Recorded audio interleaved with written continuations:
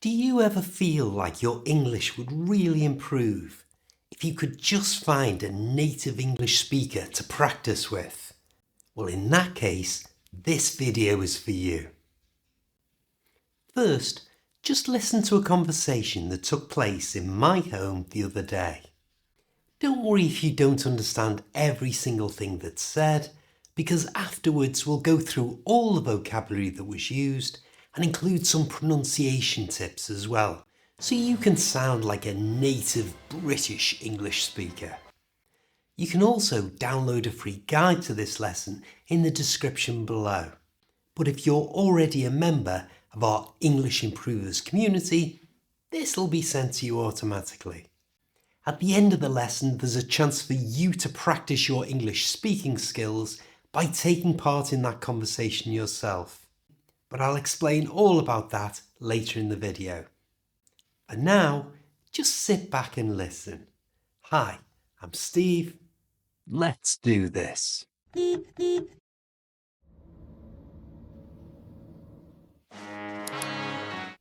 Have you pinched my chocolate? Me? No, I didn't even know you had any. Don't give me that. You were with me when I bought it the other day. Where in the supermarket? No, in that little corner shop at the end of the road. Oh, I do remember. But didn't you munch it on the way home? I might have had a nibble, but I was saving the rest. Right, so where did you leave it? I wrapped it up and put it in the fridge, and now it's vanished into thin air. Have you had a proper nose around? Of course I have. I've turned the fridge upside down. You don't have to be Sherlock Holmes to know it's not there. Maybe you put it somewhere else. You can be forgetful. Remember, even squirrels lose track of where they've put their nuts.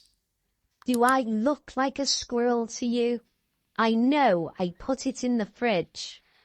Fair enough, but you do have the knack for losing track of where you put things. I'm getting brassed off now. I'm telling you, I put it in the fridge. Are you 100% certain you haven't swiped it? Honestly, I can't believe you would even think that. You're barking up the wrong tree. Why don't you go and have another rummage? Fine. Maybe I did eat it after all, but I'll check the cupboards just in case. Good idea. You never know, it might turn up somewhere daft. Give me a holler if you need a hand. Yeah, cheers.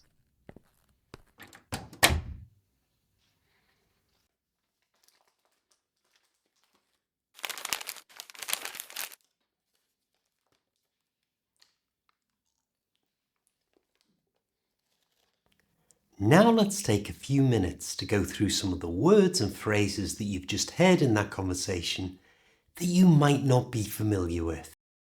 Kerry suspected that I might have stolen her chocolate. Can you believe it? And she used two really common British words to say this. Have you pinched my chocolate? Are you 100% certain you haven't swiped it? Pinched and swiped. And both of these mean to steal. Oh no, someone swiped my money. Where was it? I had it in my pocket and they pinched it. When I said that it wasn't me, she told me that she didn't believe me by saying, Don't give me that. Don't give me that. And this is used to express disbelief all the time in the UK. Don't give me that. It's true. I used to be a pop star. Don't give me that. You had one record in the charts. That doesn't make you a pop star. Now, Kerry bought her chocolate from the corner shop, which is one of these. And they're found all over Britain, usually where two roads meet on the corner. They're open till late and they sell just about everything. To pronounce corner correctly, we use the schwa sound. That's that little sound. It's the most common sound in the English language, and we use it to replace the ER at the end. So it's not corner, it's corner. The corner shop. You try. In the conversation, we heard two words that we used to describe eating, munch and nibble. The difference is when you munch, you eat enthusiastically. The kids munched their way through the whole birthday cake. But nibble is just to take a bite or two. Are you hungry? Not really. I'm just going to nibble on a carrot until it's time for lunch. Be careful how you pronounce nibble. There are two L sounds in English, and the L in this is made by resting your tongue in the bottom of your mouth with your mouth open, and then slowly close your mouth, which raises your tongue. So it's nib, oh, nib, oh, nibble. You try.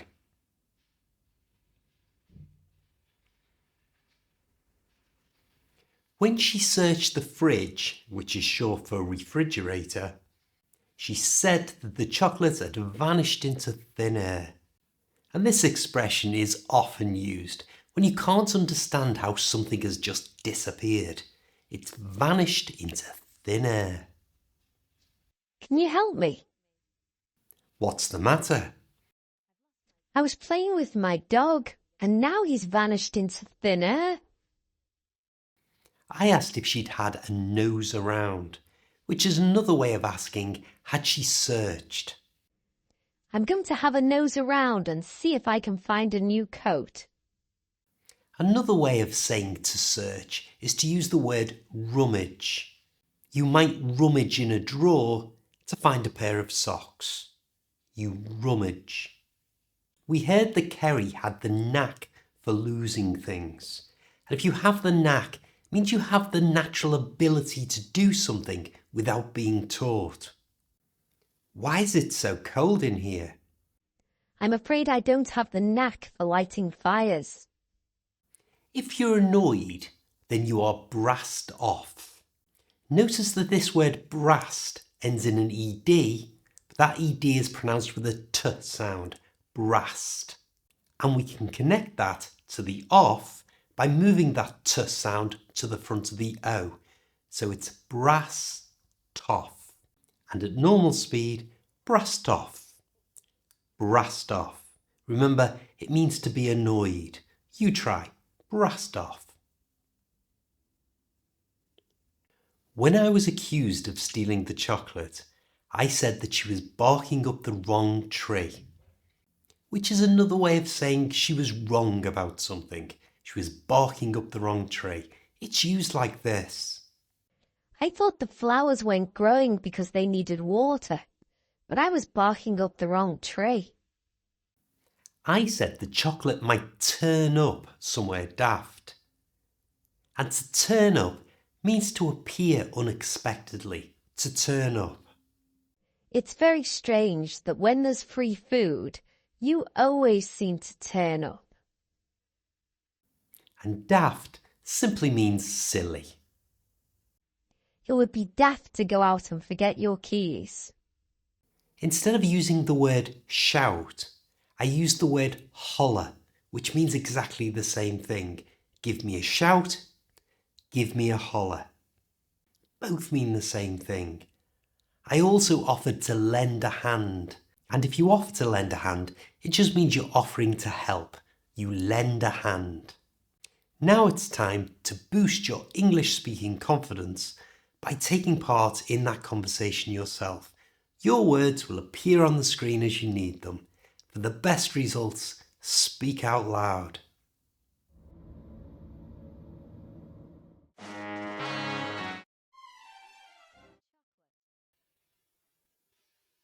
Me? No, I didn't even know you had any.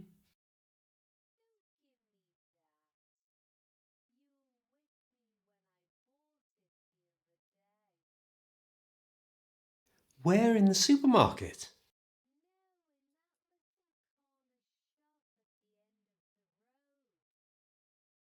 Oh, I do remember. But didn't you munch it on the way home?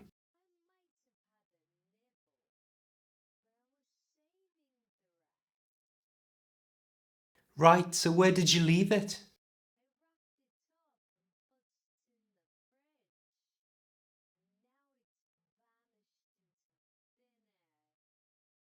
Have you had a proper nose around?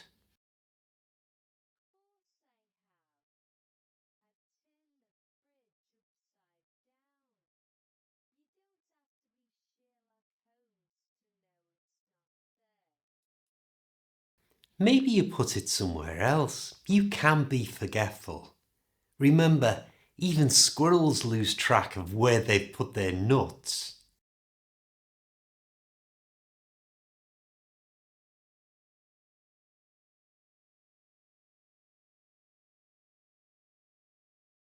Fair enough, but you do have the knack for losing track of where you put things.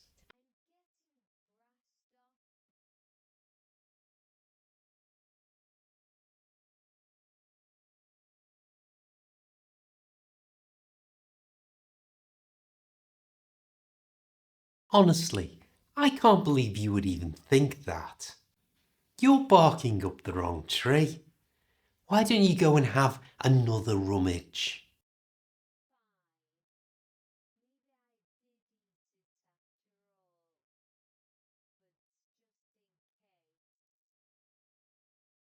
Good idea. You never know, it might turn up somewhere daft. Give me a holler if you need a hand.